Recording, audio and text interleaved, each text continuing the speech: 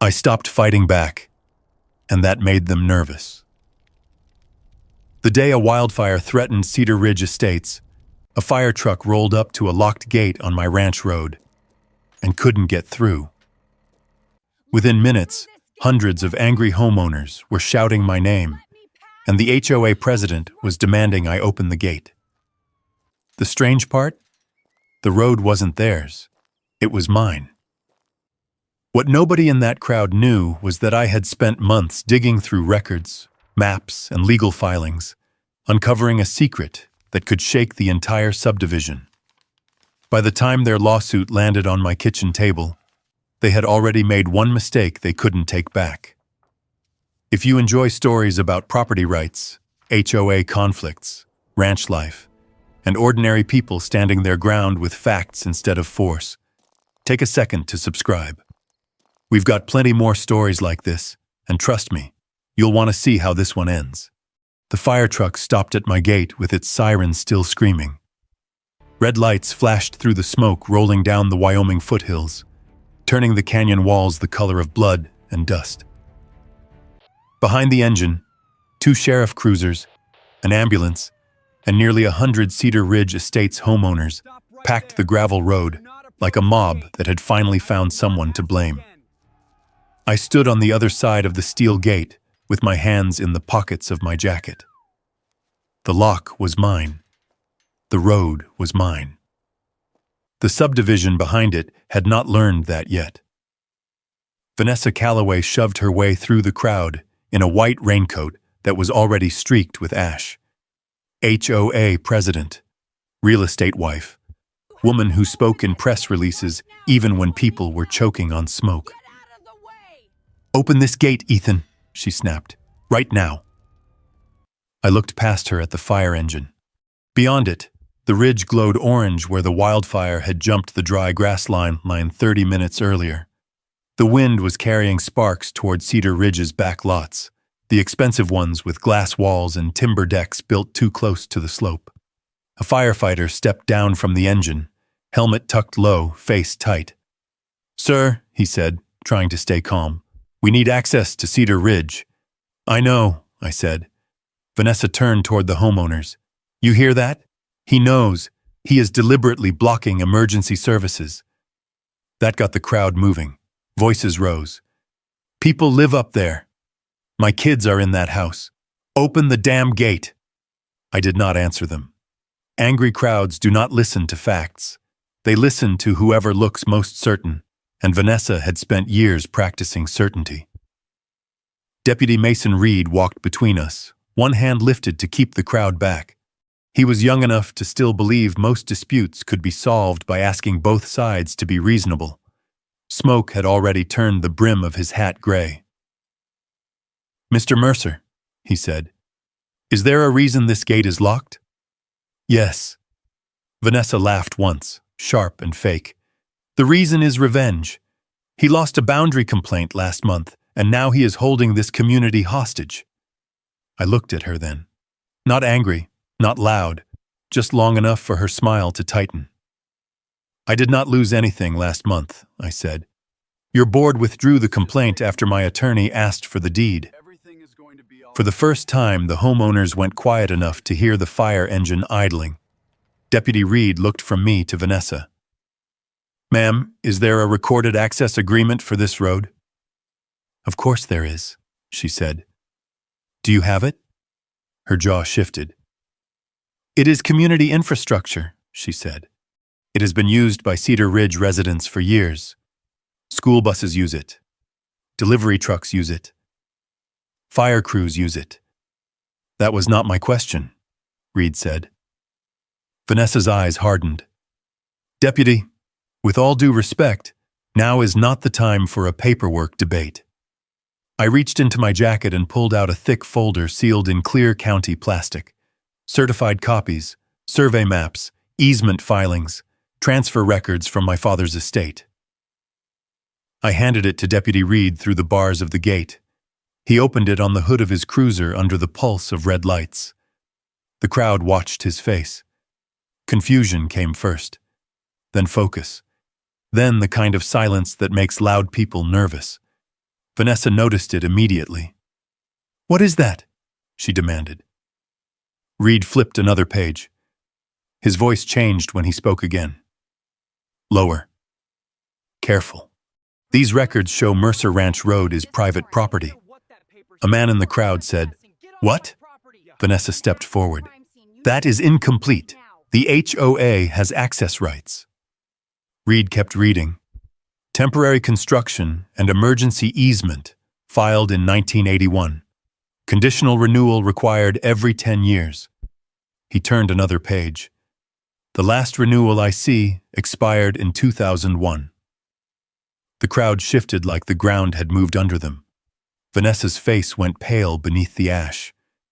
"That is impossible," she said. "No," I said quietly. "It is inconvenient." A woman near the ambulance started crying. A man in a Cedar Ridge sweatshirt shouted at Vanessa, "You told us this was a county road." Vanessa pointed at me, but her hand was not steady anymore. "He is manipulating old records. The county approved this subdivision." The firefighter cut in, voice hard now. "Deputy, I need to know if I can cut this lock." Deputy Reed looked at me. I could feel every eye on that gate. Every parent, every homeowner, every person who had bought into Cedar Ridge believing the road beneath their tires belonged to them. I reached into my pocket, pulled out the key, and held it up. "I will open it for emergency vehicles," I said. "Fire, medical, school evacuation, nobody else." Vanessa opened her mouth. I looked straight at her. "And no construction traffic, no HOA board vehicles, no private security, no Phase 2 contractors." The phrase hit her like a thrown stone. Phase 2. Deputy Reed looked up from the folder. "What is Phase 2? Vanessa did not answer. Behind her, a county engineer standing beside the ambulance slowly lowered his radio. His face had gone the same color as wet paper. That was when I understood this was bigger than a locked gate, bigger than a road, bigger than a wildfire. Because the man from the county was not looking at the flames anymore. He was looking at Vanessa Calloway like he had just realized she had built an entire subdivision on a secret. I unlocked the gate. The fire engine rolled through, and as the crowd parted around me, one question hung in the smoke. Why would a luxury HOA with 200 homes depend on a road owned by one rancher? The answer started 11 months earlier. I came back to Wyoming 3 weeks after burying my father. The ranch looked exactly the way I remembered it, and completely different at the same time. The Mercer Ranch stretched across 1,000 acres of rolling pasture, creek crossings, and canyon land. The fences were still standing. The cattle still moved along the southern fields. My father's old pickup still sat inside the equipment barn. But something felt wrong. Not emotionally, physically. Engineers notice things. We spend years solving problems by spotting details other people walk past. On my second morning back, I loaded a thermos of coffee into my truck and started driving fence lines. About 4 miles from the house, I saw it. A bright orange county survey marker. Fresh. Too fresh. I stopped the truck immediately. The marker sat beside the road that cut through the canyon toward Cedar Ridge Estates. The problem was simple. It wasn't where it belonged. I climbed out and walked toward it. The original easement line should have been nearly 80 feet farther west. I knew, because my father had shown me the survey maps dozens of times growing up. The road crossed our property legally under a limited access agreement. The marker suggested something very different. It suggested the boundary had moved. I stood there for several minutes staring at it. Either my memory was wrong, or somebody wanted the road to look like it belonged somewhere it didn't. Neither possibility made me comfortable. I took photographs, close-ups, measurements, GPS coordinates. Then I drove farther down the canyon. That was when I noticed the traffic. Delivery vans, contractor trucks, landscaping trailers. Every vehicle entering Cedar Ridge used that road. Nothing unusual there. What caught my attention was where they were driving. The shoulder had widened dramatically. Fresh tire tracks crossed sections of pasture that had never been part of the easement. New gravel had been spread over ranch land. Not county land. Not HOA land. Mine. By lunchtime, I had photographed 6 separate encroachments. By sunset, I had counted 37 vehicles crossing areas outside the recorded corridor. The next morning, I drove into town looking for answers. I found Roy Bennett sitting exactly where I expected. The counter stool closest to the diner coffee machine. Roy had lived beside the Mercer property longer than I'd been alive. At 79 years old, he still looked like he could repair a fence in a blizzard. He took one look at me and shook his head. "You finally noticed." I sat down. Noticed what? The subdivision.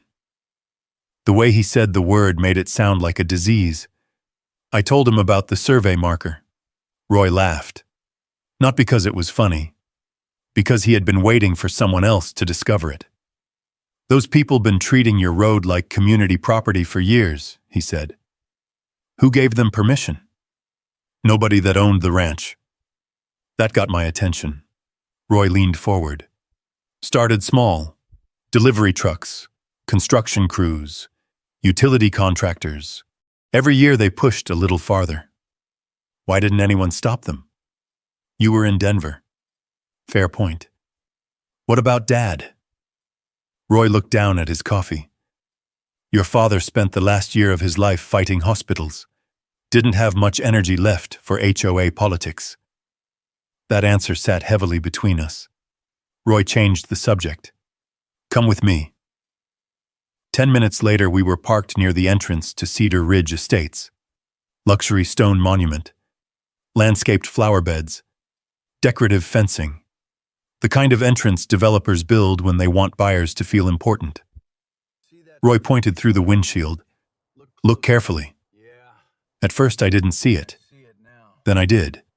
The eastern corner of the entrance wall. A section of decorative stonework extended beyond the apparent property line. Not by much. Maybe 15 feet. But enough. I pulled out my phone and opened the county parcel map. Then I zoomed in, and zoomed in again. My stomach tightened. The corner of Cedar Ridge's main entrance appeared to sit directly on Mercer Ranch property. I checked the map twice, then a third time. Same result. Roy watched my face. "Now you understand why I called." I stared at the monument. 200 homeowners drove through that entrance every day. The HOA logo. The stone walls, the landscaping, the welcome signs, all of it built around a road they acted like they owned, a road that might not legally belong to them at all. The worst part? If the entrance was crossing the property line, somebody should have known. Developers, surveyors, county planners, HOA leadership. Somebody had signed off on this. The question wasn't whether a mistake had happened. The question was who benefited from it. As we drove back toward the ranch, I couldn't stop thinking about the survey marker, the widened shoulders, the entrance wall, the traffic. Individually, each issue looked small. Together, they looked deliberate. And somewhere inside Cedar Ridge Estates, somebody was counting on no one ever checking the paperwork. I had spent 20 years as an engineer. One thing I knew for certain was this: problems hidden underground eventually surface. And when they do, they usually cost far more than fixing them in the beginning. At that moment, I didn't know the name Vanessa Calloway. I didn't know about the lawsuits. I didn't know about the hidden emails. I didn't know an entire subdivision was sitting on a legal time bomb. But standing beside that entrance sign, looking at stone walls that appeared to cross onto my family's land, I realized something important. This wasn't going to be a simple boundary dispute, because if the entrance itself wasn't where it belonged, What else wasn't where it belonged? I got my answer 3 days later. I was driving back from the hardware store, with fence supplies rattling in the bed of my truck, when I came around a bend near the eastern pasture and hit the brakes. A golf cart was parked sideways across the ranch road. Not beside it, across it. 3 people stood near a cluster of survey stakes driven into the ground. 2 men wore polo shirts and carried clipboards. The woman stood in the center like she was running the operation. Even from 50 yards away, I could tell she wasn't local. Spotless boots, perfect hair, designer sunglasses, the kind of person who looked at open land and saw development potential. I climbed out of the truck. The woman smiled first. "Mr. Mercer, I assume." I hadn't introduced myself. That told me she already knew exactly who I was. "And you are?" She extended a hand. "Vanessa Calloway, president of Cedar Ridge Estates." I shook it once. Firm, brief. Then I looked past her. The survey stakes weren't near the easement. They were deep inside my eastern pasture. At least 300 feet. Maybe more. "What are you doing on my property?" One of the men glanced at Vanessa. She answered before he could.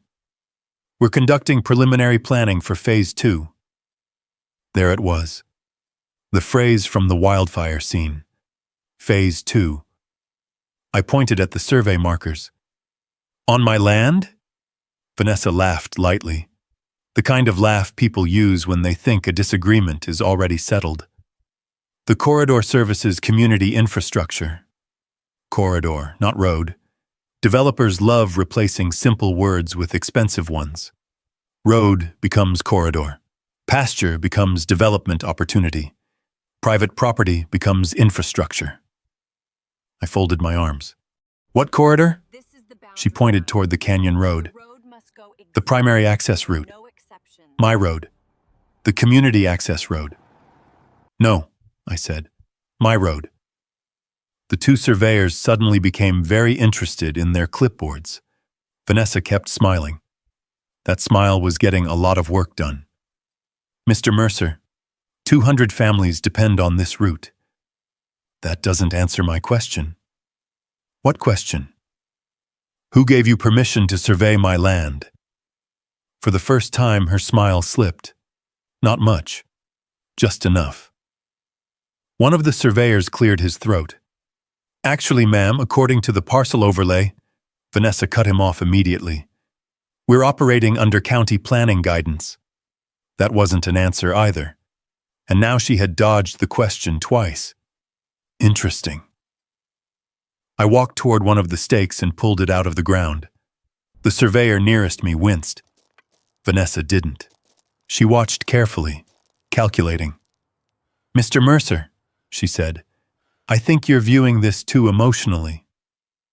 That almost made me laugh. My father had died less than a month earlier. But I wasn't emotional. I was looking at measurements.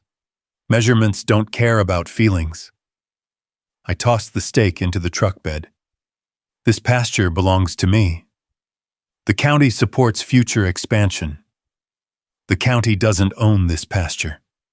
Her jaw tightened, just slightly. Then she changed tactics. "Perhaps we should discuss partnership opportunities." There it was. The real reason she was standing here. Not surveying, negotiating, or at least trying to. "What kind of partnership?" Vanessa looked relieved.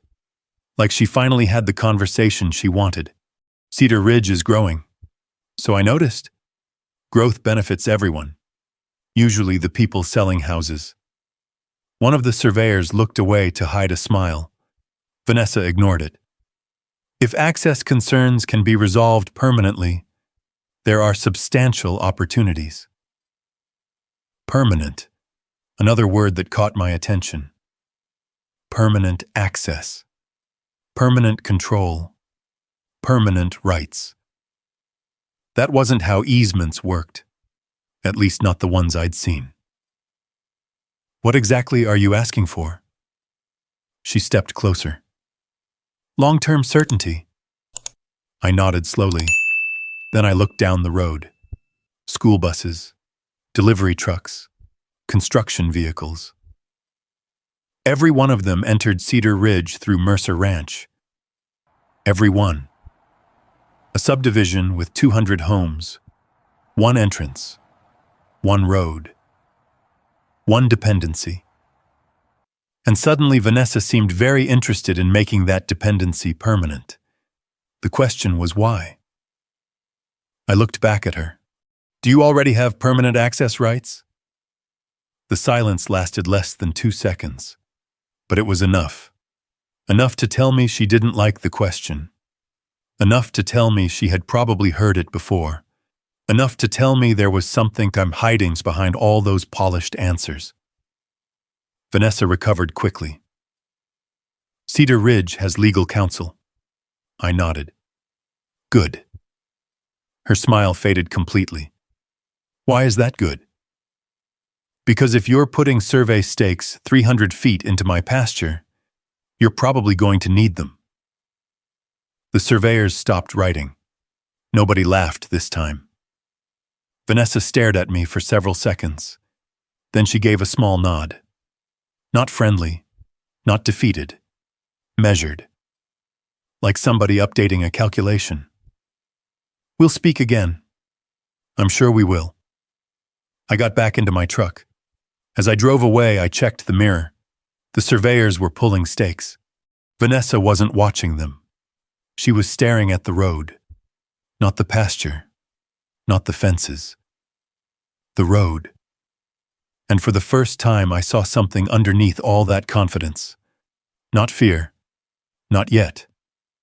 Concern. Because people who know they own something don't worry when ownership gets mentioned. People only worry when ownership is still a question.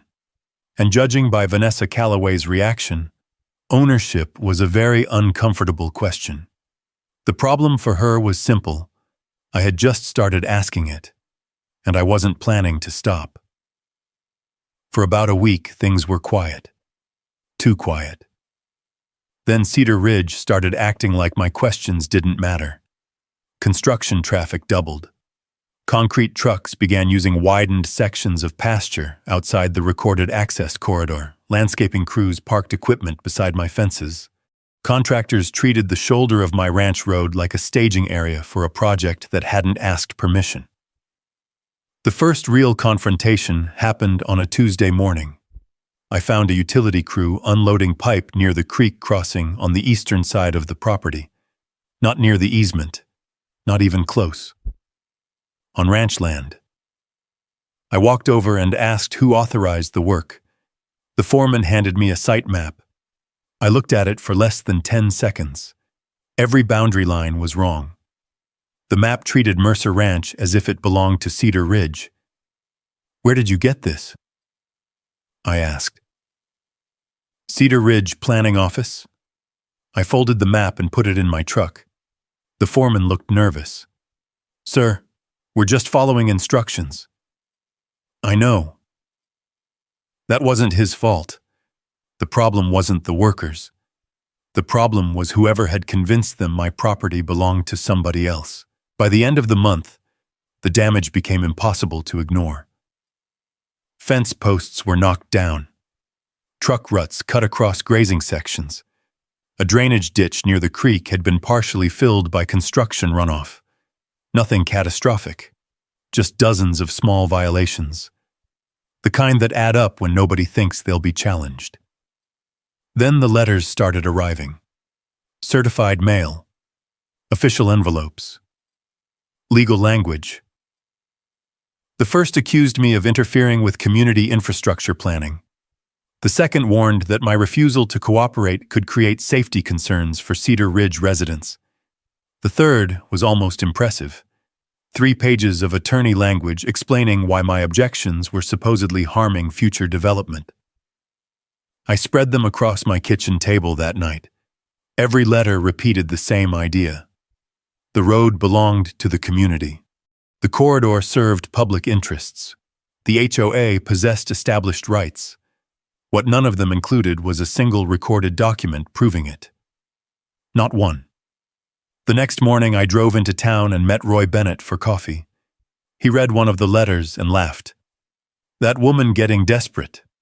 You know her?" "Everybody knows her." That answer wasn't encouraging. Roy handed the letter back.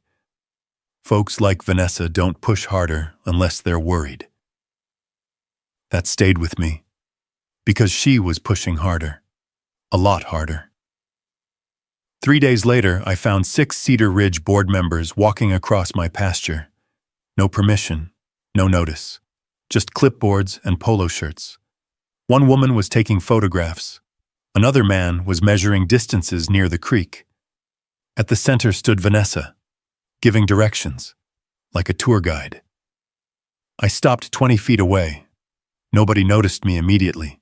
"Future Greenbelt expansion could work beautifully through here," Vanessa said. She pointed toward land my father had spent 30 years protecting. I felt something cold settle in my chest. Not anger, clarity. I walked forward. The group went silent. Vanessa smiled. "Mr. Mercer? What are you doing?" "Community inspection." "Of my ranch?" She didn't answer directly. Again, that was becoming a pattern. One nervous board member glanced toward her. Daniel Brooks. I recognized him from town. Good reputation. Accountant. Not the type who usually looked comfortable trespassing. "We should probably wait for legal review," Daniel said quietly. Vanessa ignored him. "We're evaluating future opportunities." I pointed toward the road. "You're standing on private property." Her smile disappeared. For the first time since I'd met her, there was no polished version of Vanessa Calloway. Just irritation. 200 families depend on this development. There it is again. "What?" "That argument." She folded her arms. "What argument?" "That dependence creates ownership." Nobody spoke. The board members shifted uncomfortably. Daniel looked at the ground. Vanessa stared directly at me. "You are creating unnecessary conflict." "No." I pointed toward the canyon road. "You built an entire community around one entrance, and now you're hoping nobody asks who owns it." That landed. I saw it in their faces, especially Daniel's. The board members weren't looking at me anymore. They were looking at the road. The same road Vanessa kept talking about. The same road she seemed strangely unwilling to document. The group left shortly afterward. 3 days later, the lawsuit arrived. Thick envelope, expensive law firm. Cedar Ridge Estates Community Association versus Ethan Mercer. I sat at the kitchen table reading every page. Permanent access rights, development interference, financial damages, injunction requests. The HOA wanted the court to guarantee future access through Mercer Ranch, but buried halfway through the filing was something much more important. One sentence, one mistake, one admission. The development depended on the roadway as its primary and essential access route. I read it twice, then a third time. Essential access route. There it was. The thing Vanessa had spent months trying not to say directly. The lawsuit finally said it for her. Cedar Ridge had no practical alternative entrance, no backup route, no second access road. Nothing. Everything depended on Mercer Ranch Road. I leaned back in my chair. For the first time since this started, I smiled. Because lawsuits work both ways, and sometimes people reveal more than they intend. Outside my kitchen window, construction trucks continued moving toward Cedar Ridge. Confident, busy, unconcerned. They had no idea their own lawsuit had just exposed the biggest weakness in the entire development. And if the HOA was willing to admit that much in court, what else were they hiding? That question sent me somewhere I hadn't been in years. The county records building. Most people imagine land disputes happen in courtrooms. They don't. They happen long before that, usually in dusty archives where nobody bothers looking. 3 days after receiving the lawsuit, I walked into the county records office carrying a notebook and a copy of every document Cedar Ridge had filed against me. The clerk behind the counter looked up. "Might be here a while," she said. "I've got time." That turned out to be true. For the next 2 weeks, I spent nearly every day digging through easement records, planning applications, engineering reports, utility permits, and survey filings. The deeper I went, the stranger the story became. Some records matched, others didn't. Dates conflicted. Property descriptions changed. Boundary references shifted. Nothing obvious enough to prove wrongdoing, but enough to make me uncomfortable. That's when I called Claire Donovan. Claire specialized in land use litigation. Sharp, organized, impossible to intimidate. I spread the lawsuit across her conference table. She read quietly for nearly 15 minutes. When she finally looked up, her first question wasn't about the lawsuit. It was about the road. "How many entrances does Cedar Ridge have?" "One." "Only one?" "Only one." Claire nodded slowly. Then she tapped the lawsuit. "Good." Most attorneys don't smile when they say that. Claire did. Why? Because they just admitted dependency. I had noticed the language. She understood the significance. Very different things. Claire leaned back. If a subdivision depends entirely on one access route, every approval tied to that route becomes important. Important how? Legally. That was enough for me. The next call went to Greg Talbot, county surveyor, 58 years old, quiet, methodical, the kind of man who trusted measurements more than opinions. 3 days later, we were standing beside the orange marker I had found near the road. Greg crouched beside it, measured, checked coordinates, compared old survey maps. Then he frowned. I didn't like that. Surveyors rarely frown unless numbers stop behaving. "What is it?" Greg stood up slowly. "This marker doesn't match the original survey location." I felt my stomach tighten. "How far off?" He checked again. "About 73 feet. Exactly what I had suspected. But hearing it from Greg was different. Suspicions don't matter. Measurements do. "Can markers move naturally?" Greg looked at me. No. That answer hung in the air. Not because it proved anything, because it raised a worse question. If it didn't move naturally, who moved it? Over the next week, Greg and I walked nearly every section of the access corridor. Fence lines, drainage crossings, old survey pins, utility routes. Everywhere we looked, the same pattern appeared. The modern records pushed boundaries outward. The older records pulled them back, almost like two different stories were competing on paper. Then we found something unexpected. An engineering review buried inside a planning file. 4 years old. Only 3 pages. Easy to miss. The recommendations section caught my attention immediately. Recommend legal clarification of roadway access prior to future expansion approval. I read it twice and then handed it to Claire. She read it once. That's interesting. Good interesting or bad interesting? For them? She asked. Very bad. The report had been submitted before Cedar Ridge announced Phase 2, before new construction, before the HOA started expanding. Someone inside the approval process had already identified a problem, a road problem, an ownership problem, a dependency problem, and yet the project moved forward anyway. That wasn't proof. Not yet. But it was a crack.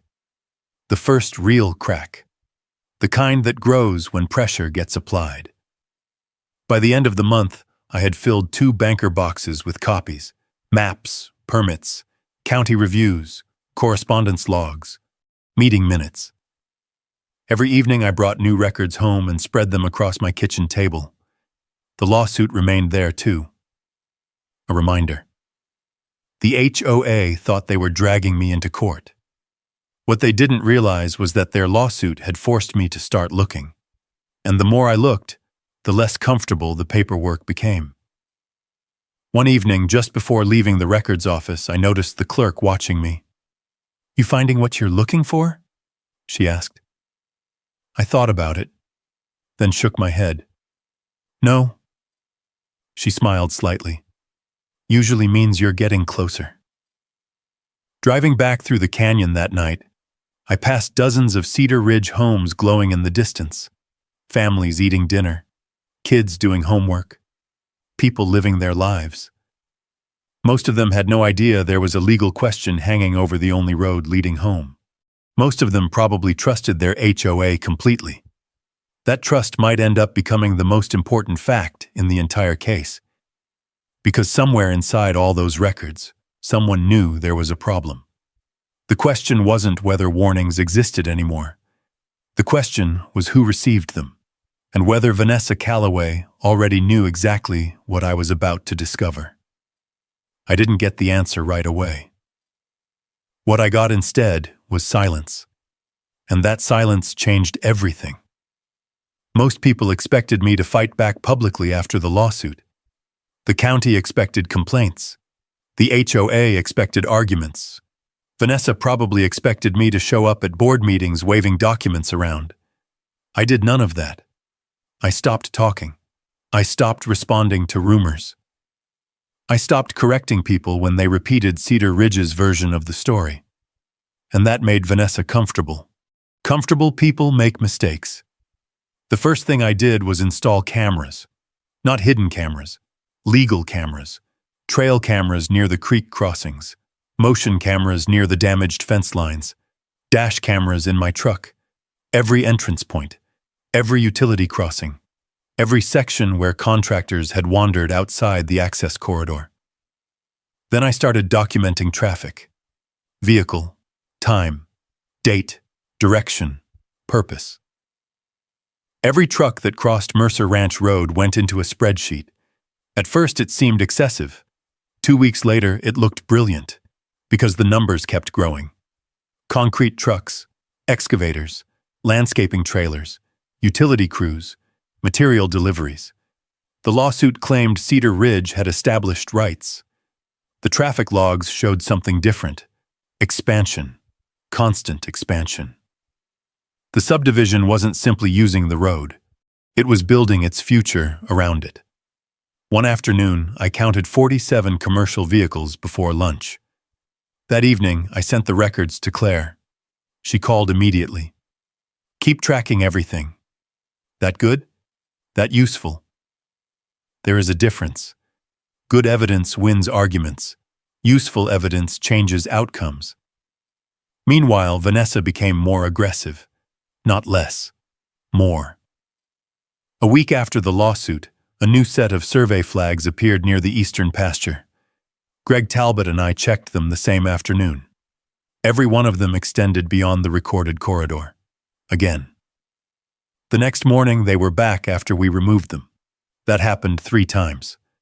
The 4th time I photographed the crew placing them. The foreman looked embarrassed. "Sir, we're following approved plans." "Whose plans?" "Cedar Ridge." That answer was becoming predictable. The more evidence I collected, the more one thing became obvious. The contractors believed the HOA owned far more than it actually did. Somebody had been telling them that. Then came the property tour. I returned from town one evening and found 2 golf carts parked beside the road. 6 HOA board members stood near the creek. Daniel Brooks was among them. So was Vanessa. They were reviewing maps, pointing toward sections of ranch land, discussing future access improvements. I parked the truck and walked over. Nobody seemed surprised to see me. That bothered me. It meant they had gotten used to being there. Vanessa folded her arms. "Good evening, Ethan." "What are we looking at?" "Future planning." "On my property?" "The community has infrastructure interests here."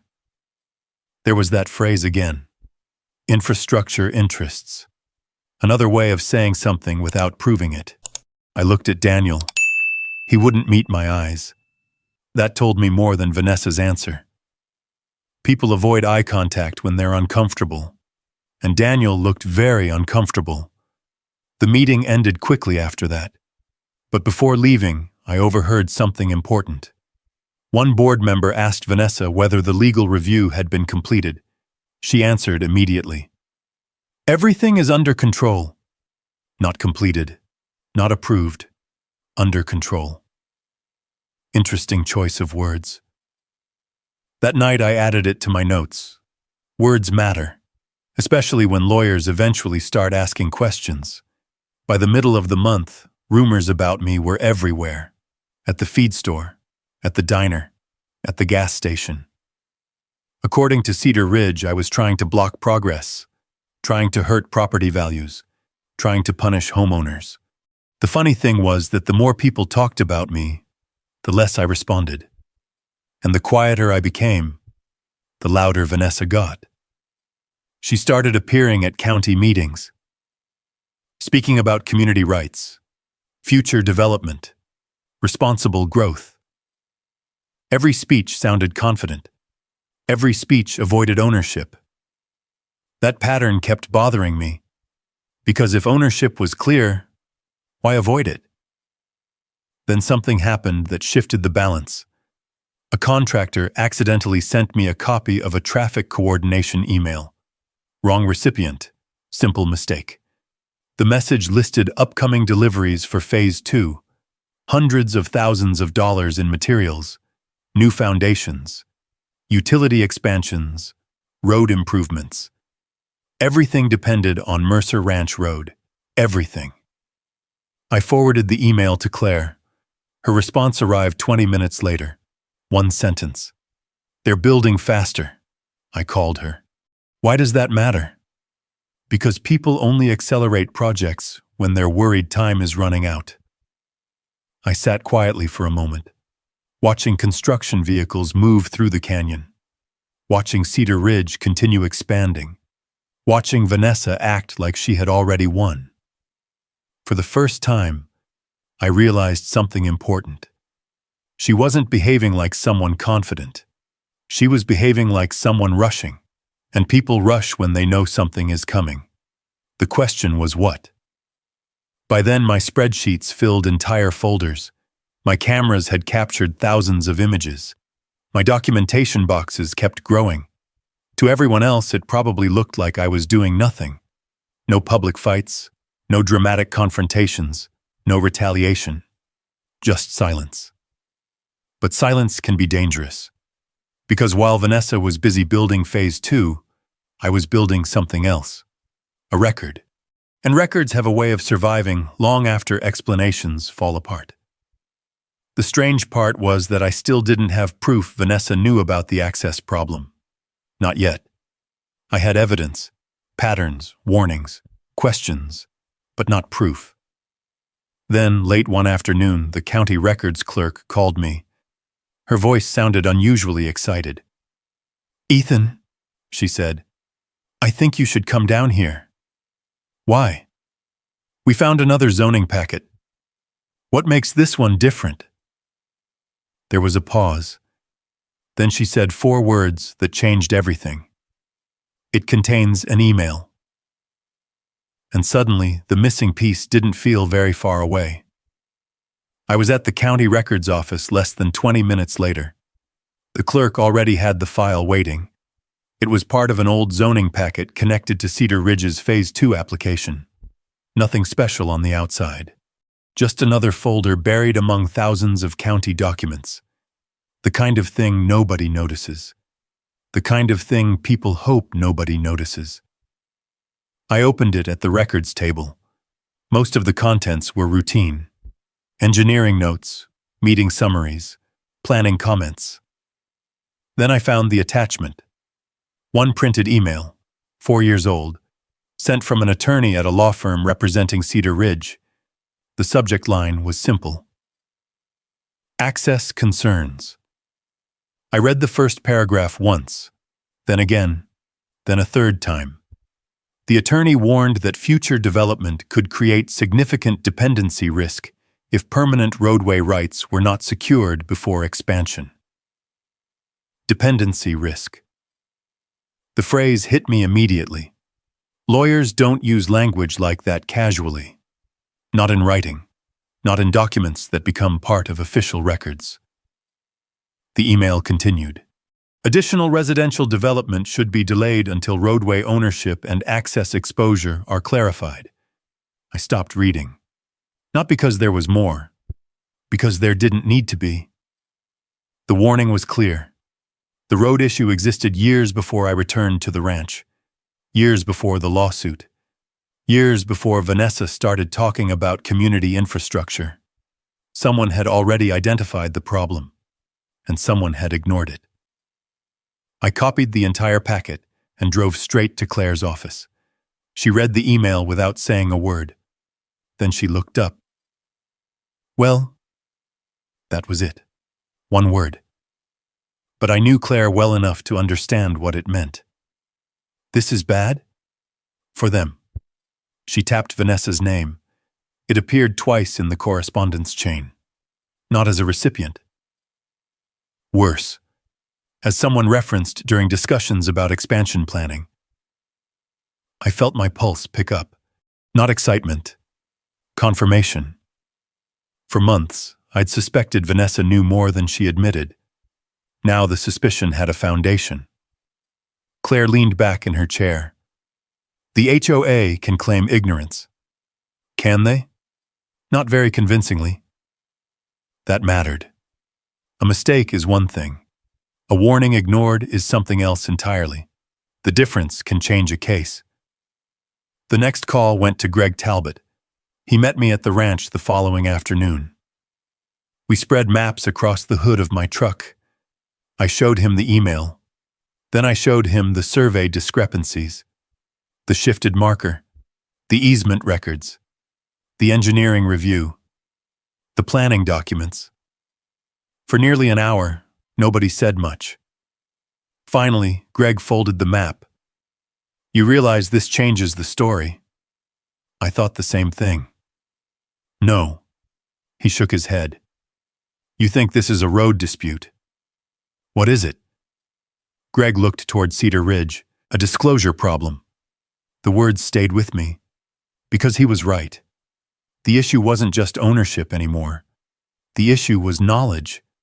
What did they know, when did they know it, and who did they tell or not tell?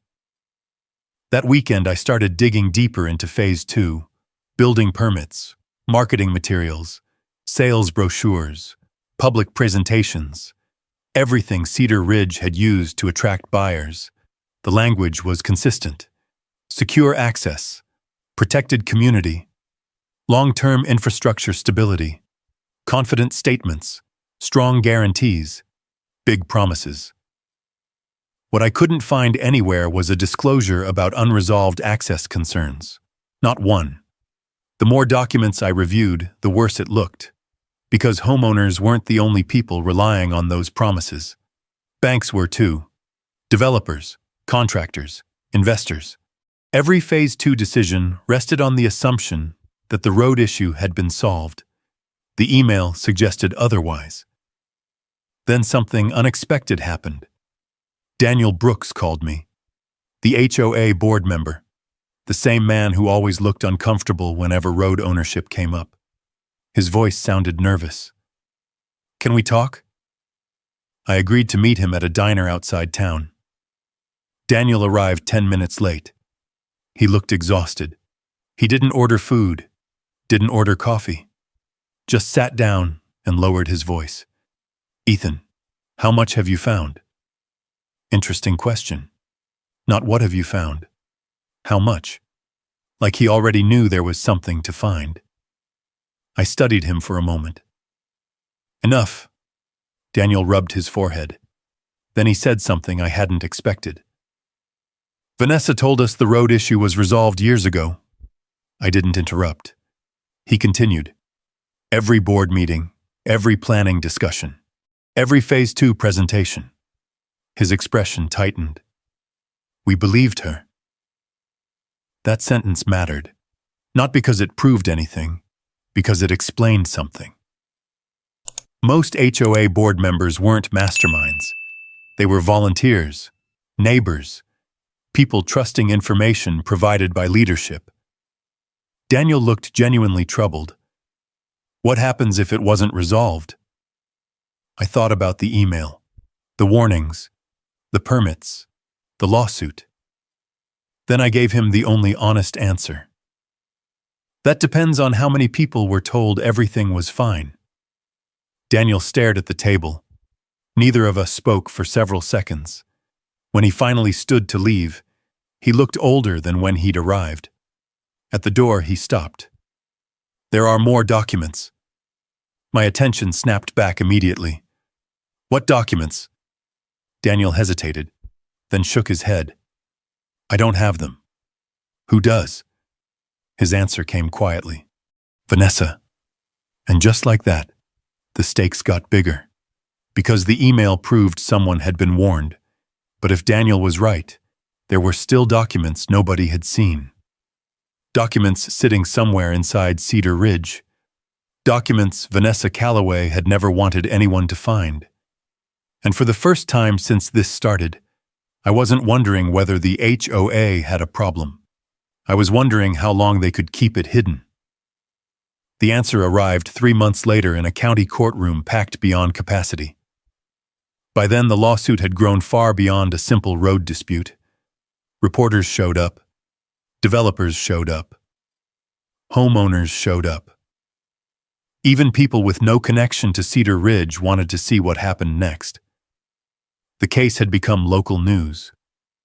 Not because of me, because rumors were spreading that the HOA knew something long before the residents did. I arrived carrying 2 banker boxes filled with records. Claire carried 3 more.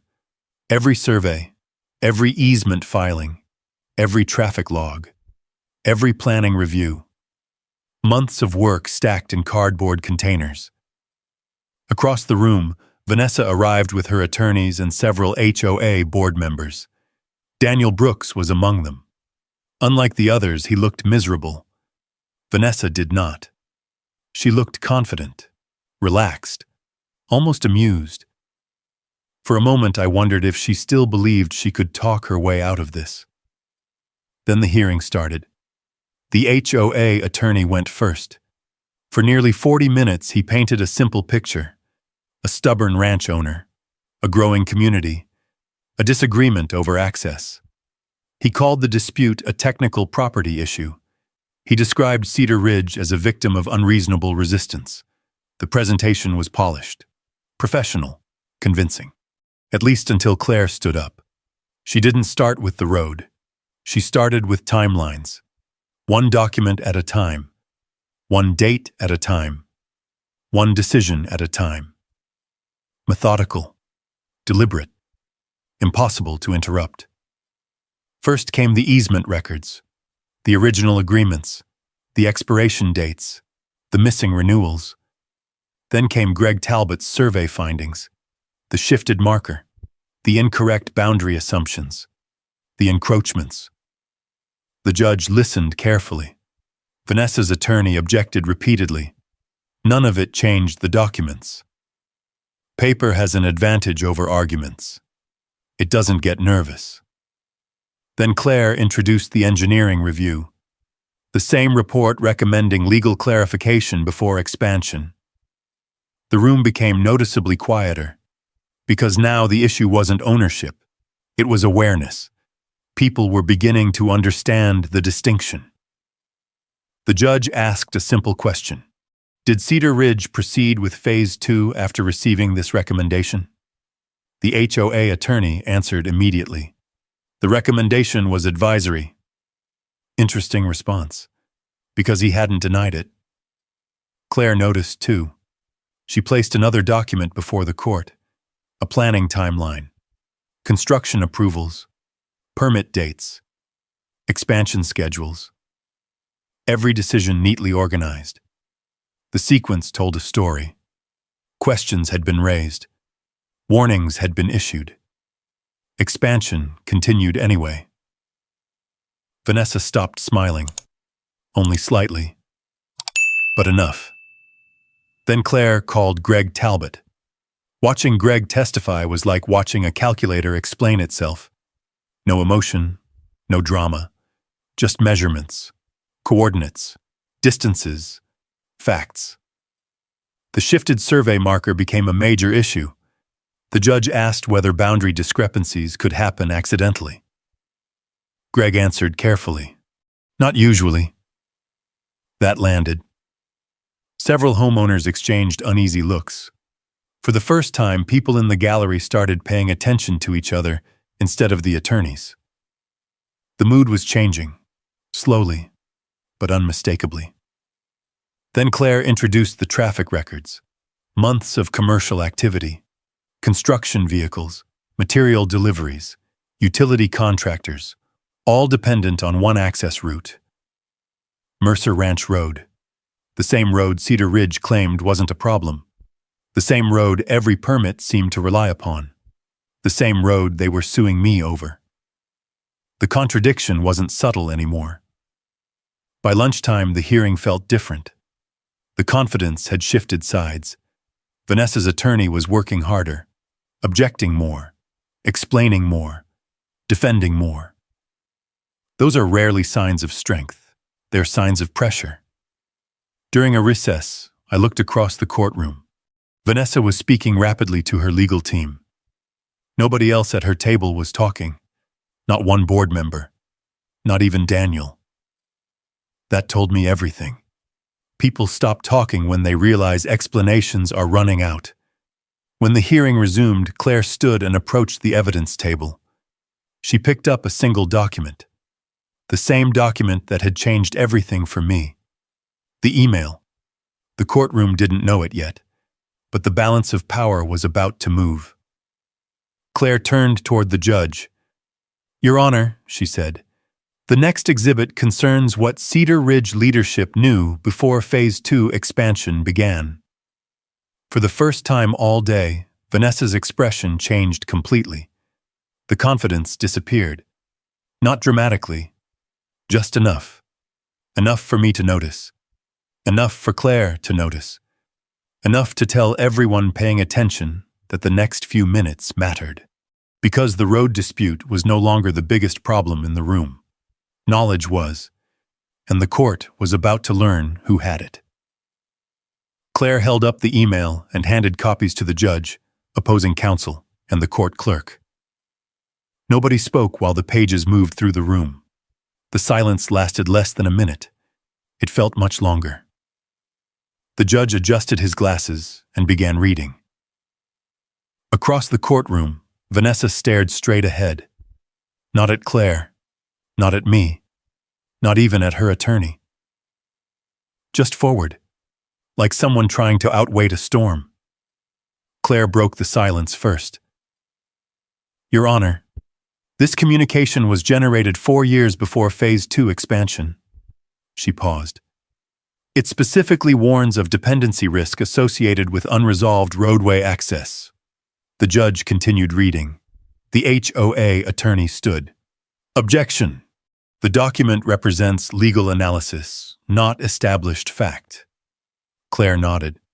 "Correct. Which makes it even more significant." The attorney frowned. Claire continued.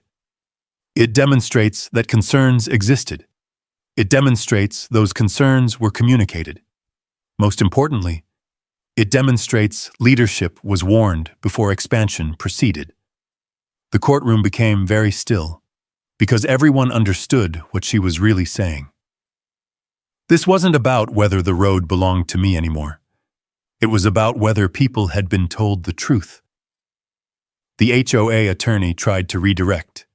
He argued that Cedar Ridge believed access concerns would eventually be resolved, that planning continued in good faith, that the community acted reasonably.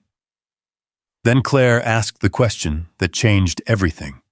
Did Cedar Ridge disclose these concerns to prospective homeowners before Phase 2 sales began? No immediate answer came. The attorney shifted papers. Vanessa looked toward him. The hesitation was enough. People notice hesitation, especially when large investments are involved. Then the county engineer was called to testify. The same county engineer I'd seen standing beside the ambulance during the wildfire. The same man whose expression had changed when Deputy Reed read the easement records. He looked uncomfortable before he even sat down. Claire approached carefully. "Please state your position." He did. Then she moved directly to the issue. "Did your office review roadway access concerns during the Phase 2 approval process?" "Yes." A few homeowners exchanged glances. Claire continued. "Did your office recommend legal clarification before expansion?" The engineer swallowed. "Yes." No movement. No noise. Just tension.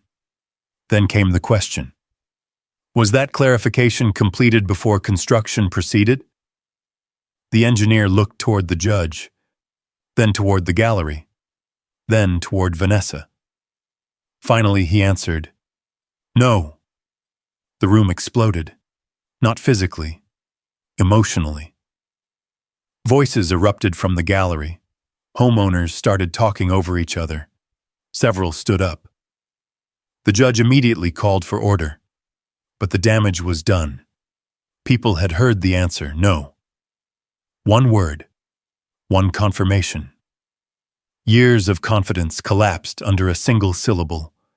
A man in the second row stood halfway out of his seat. "You told us it was settled." A woman near the aisle shook her head. "My realtor said access was permanent." Another homeowner looked directly at Vanessa. "Were you ever going to tell us?" The judge threatened to clear the courtroom. That quieted things. Barely. But the mood had changed completely. Nobody was looking at me anymore. For months I had been the villain in Cedar Ridge's story. The rancher causing problems. The stubborn landowner. The obstacle. Now the homeowners weren't looking at me. They were looking at their own leadership, and they did not like what they were seeing. Claire wasn't finished. She introduced sales materials, marketing brochures, community presentations, investor packets. Every document highlighted stability, growth, security, future expansion. Not one mentioned unresolved access concerns. Not one.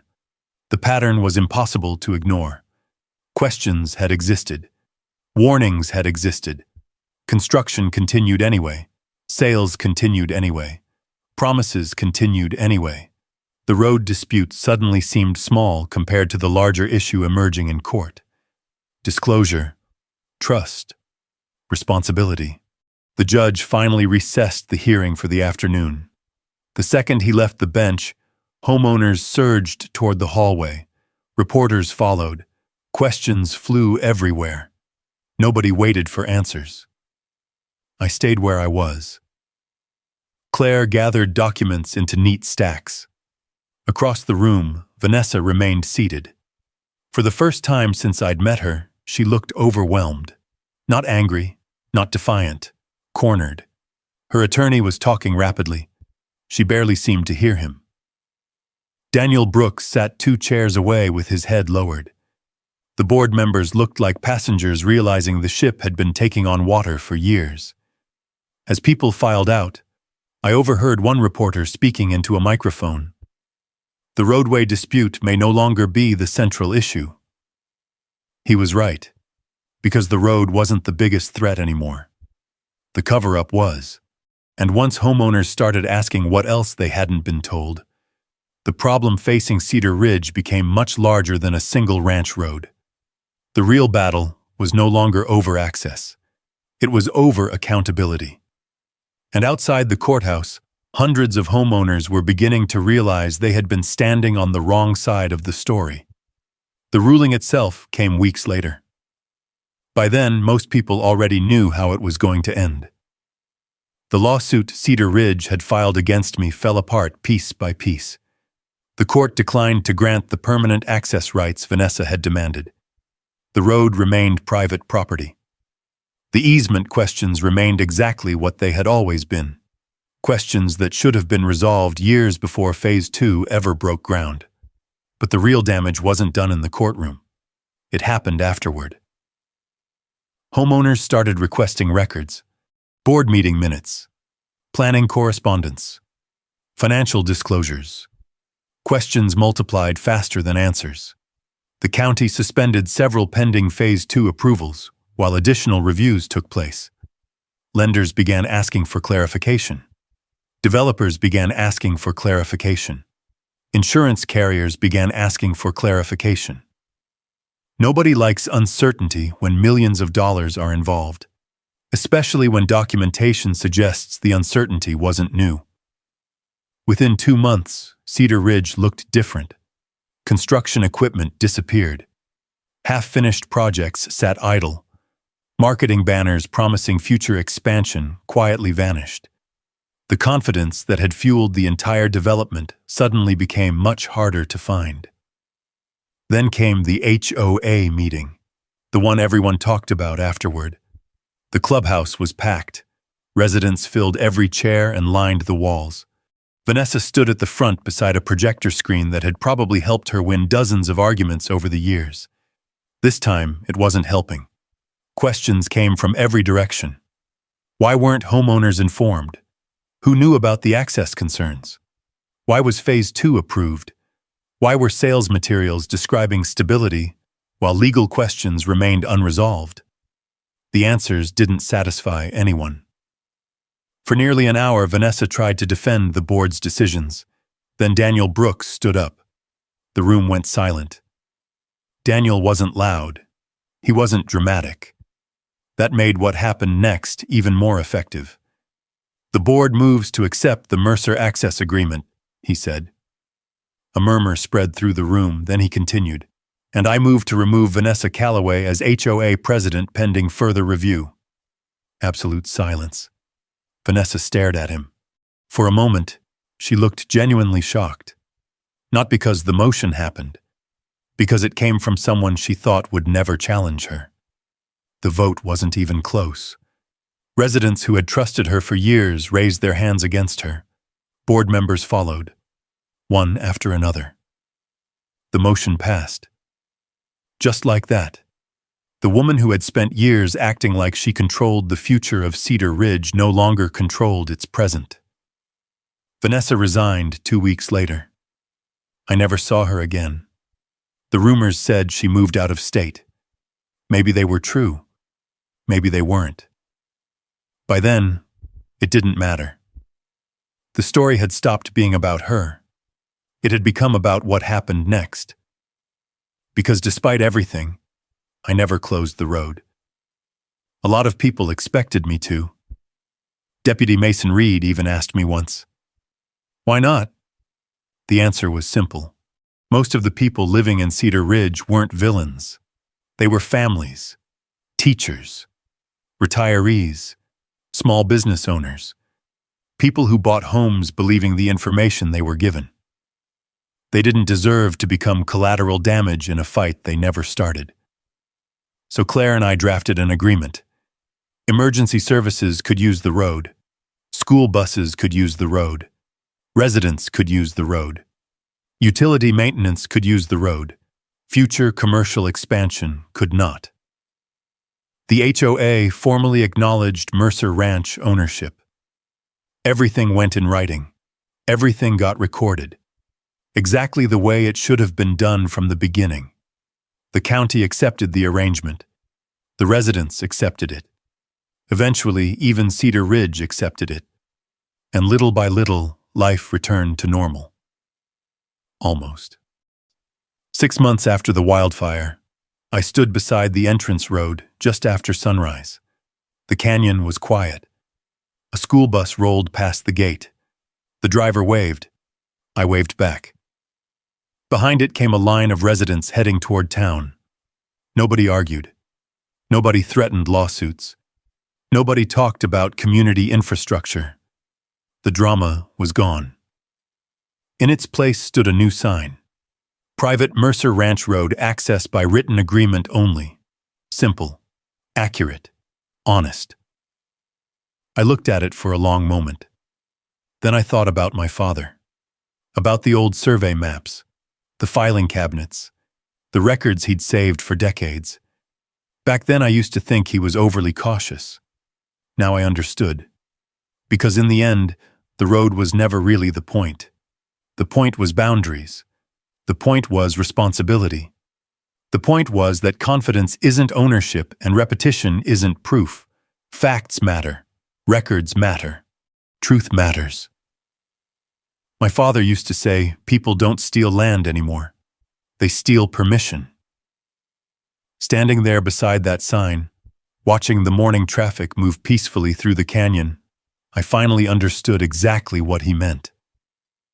Cedar Ridge had spent years believing access belonged to them because nobody challenged the assumption. Then the paperwork showed up, and paperwork has a habit of outlasting assumptions. The wildfire passed, the lawsuits ended, the HOA changed, the road stayed exactly where it had always been. On Mercer Ranch.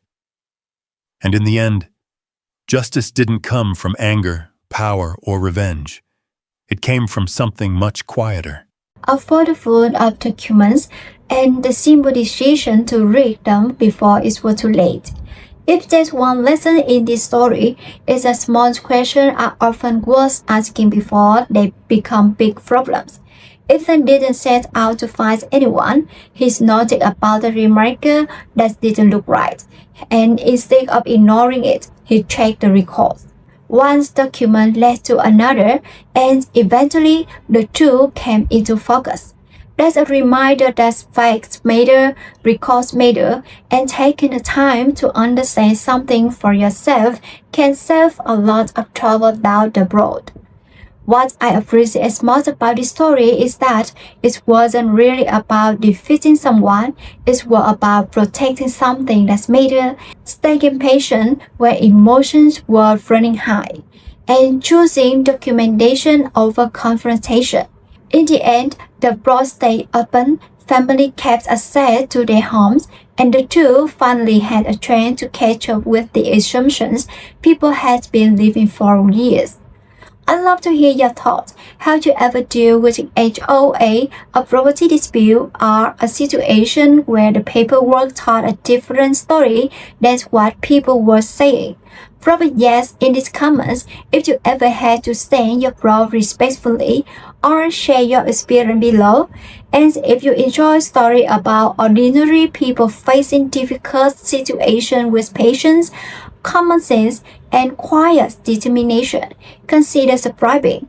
There are plenty more HOA, ranch, and property price story ahead, and we'll be glad to help you along for the journey.